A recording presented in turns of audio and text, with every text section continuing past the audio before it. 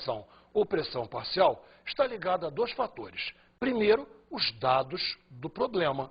Segundo, o estado físico do componente. Se for um gás, pode ser tanto uma quanto outra. Agora, se for um componente em solução, só pode ser concentração.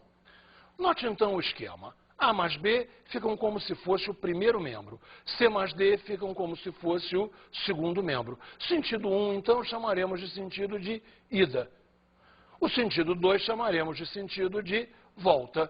Então, repare, a adição de A ou B favorece a reação 1, favorece o sentido de ida. O equilíbrio é deslocado para a direita. Já a adição de C ou D favorece a reação 2, que na verdade é o sentido de volta. Logo, o equilíbrio é deslocado para a esquerda. Agora, retiradas. A retirada de A ou B favorece a reação 2. Por quê? Porque o sistema vai tentar repor esse A, repor esse B, voltando consequentemente o sentido. Ou seja, o equilíbrio é deslocado para a esquerda. Agora, a retirada de C ou D favorece a reação 1. Veja, eu retirei C, retirei D, o sistema vai repor C ou D. Logo, o equilíbrio é deslocado para a direita. Resumindo então, pessoal, vamos repassar tudo o que falamos no esquema. Olha só, eu adiciono A. O que o sistema vai fazer se eu adicionei A? Gastar esse A. Para gastar A, sentido 1. Da mesma forma, se eu adicionar B. Agora, eu adicionei C. O que o sistema precisa? Gastar C. Para gastar C, sentido 2, sentido de volta. Da mesma forma, se eu adicionar D, vamos gastar D. Então, vamos para lá, sentido de volta. Bem, as retiradas são um pouco mais complicadas.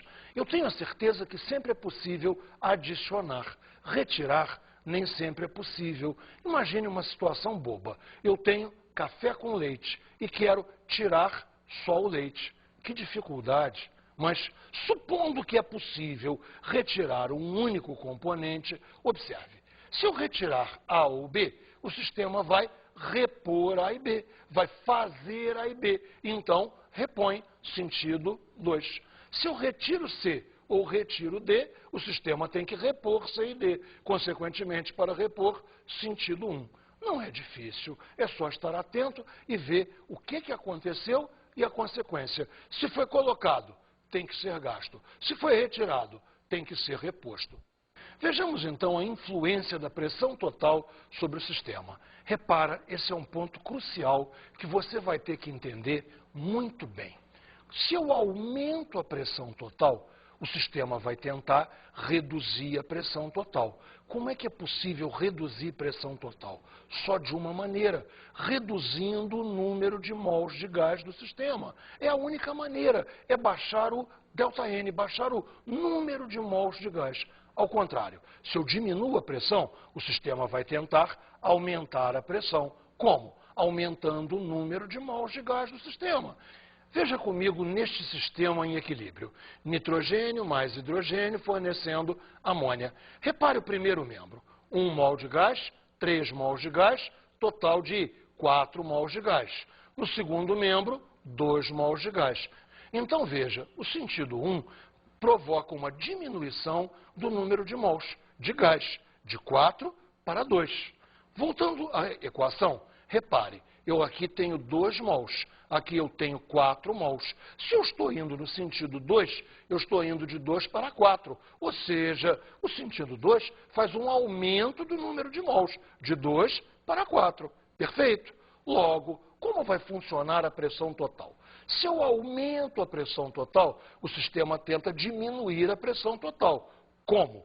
Tem que diminuir o número de mols. O número de mols tem que ir de 4 para 2. Isto aí favorece a reação 1, ou seja, o equilíbrio é deslocado para a direita. Ou seja, moral da história, se eu quero fazer muita amônia, eu tenho que trabalhar em alta pressão, porque a amônia é feita no sentido 1. Se eu tenho que fazer muita amônia, eu tenho que deslocar no sentido 1. Pressão alta, para combater a pressão alta, o sistema diminui o número de mols. Consequentemente, faz amônia, que na verdade é o que eu quero fazer.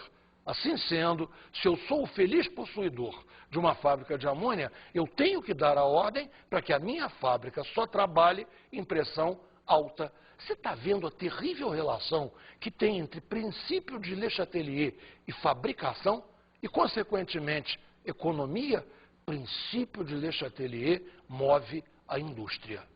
Logo, a diminuição da pressão favorece a reação 2, porque se eu diminuo a pressão, o sistema vai compensar isso tentando aumentar a pressão, aumentando o número de mols, passando então de 2 para 4. Isto é o sentido 2, isto é a reação de volta. Então, repare, o equilíbrio é deslocado para a esquerda. Entendido isso, vamos ver agora o principal fator de deslocamento de equilíbrio, que é a temperatura. Repare, se eu estou falando em temperatura, eu tenho que falar em duas coisas. Eu tenho que falar em reações exotérmicas e tenho que falar em reações endotérmicas. Exo é para fora. Uma reação que libera calor para fora, libera calor, vai esquentar o meio ambiente. Ao contrário, uma reação endotérmica absorve calor, retira calor ao meio ambiente, logo vai esfriar o meio ambiente. Então veja, se eu tenho uma reação exotérmica, ela faz a temperatura aumentar. Se eu tenho uma reação endotérmica, ela faz a temperatura diminuir. Mas veja, eu tenho que conjugar isso com o fato de que o sistema é contra. Se o sistema é contra, observe como é que eu vou raciocinar. Se eu aumentei a temperatura, o sistema vai reagir. Vai reagir como? Tentando baixar a temperatura. Ou seja, usando o calor que eu forneci para fazer uma reação endotérmica. Sempre, então, o aumento de temperatura favorece a reação endotérmica. E o contrário é verdade? Claro que o contrário é verdade. Observe, se eu diminuo a temperatura, eu diminuir, o sistema é contra, vai tentar esquentar, vai tentar aumentar a temperatura. Logo, a diminuição de temperatura favorece a reação exotérmica. É esse jogo que nós temos que ver quando analisarmos uma reação. Claro que temos que ter, então, o ΔH, para sabermos se a reação é endotérmica ou exotérmica. Me acompanhe neste exemplo da amônia. Nitrogênio mais hidrogênio fazendo amônia, nos dois sentidos, 1 e 2, o ΔH se refere sempre ao sentido de ida, ou seja, o sentido 1, o sentido de ida, o sentido de escrita natural é que está dado aqui. Se o ΔH é negativo, quer dizer que a reação é exotérmica. Insistindo, que reação é exotérmica? A ida, ou seja, nitrogênio e hidrogênio se transformarem em amônia, isso é exotérmica. Vamos guardar assim? Fazer amônia é exotérmico. Logo, o sentido 1, reação exotérmica. Consequentemente, sentido 2, reação endotérmica. Perfeito? E agora vamos analisar o aumento da temperatura. O aumento da temperatura favorece que reação? Vamos ver se você entendeu. Se eu aumento a temperatura, eu estou favorecendo a reação que vai fazer a temperatura baixar. E qual é a reação que faz a temperatura baixar? Claro, você lembra, é a reação endotérmica. Então, o aumento da temperatura favorece a reação endotérmica. E quem é a reação endotérmica? A volta. Observe aqui, o aumento da temperatura é favorável à reação 2, ou seja, o equilíbrio é deslocado para a esquerda. Evidentemente, então, se eu fizer a diminuição da temperatura, será favorável à reação 1. O equilíbrio vai ser deslocado para a direita. Está perfeito? Você entendeu esse jogo de o que eu faço, o que o sistema faz? Isso é essencial à resolução de qualquer exercício. Botei essa dica aqui para você não cair em pegadinha nenhuma. Olhe lá. A adição de um catalisador não desloca o ponto de equilíbrio de uma reação reversível. Aqua ataca outra vez. Claro que não desloca. Um catalisador faz o equilíbrio ser atingido mais rapidamente. Se o equilíbrio já foi atingido, o que o catalisador afetaria? Eu sou muito esperta. Está na hora de fazer exercício. E eu vou te convidar a me ajudar direto nesse exercício inicial. O primeiro exercício, então, é KC para a reação A gasoso mais B sólido, dando C gasoso mais D gasoso, a 127 graus Celsius, é igual a 49 mol por litro. Qual o valor de Kp nestas condições? Vamos lá?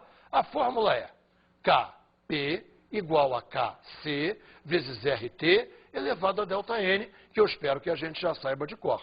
Kc foi dado, é 49 mol por litro, ok? O R, todo mundo já sabe de cor, 0,082 atmosfera litro por mol Kelvin.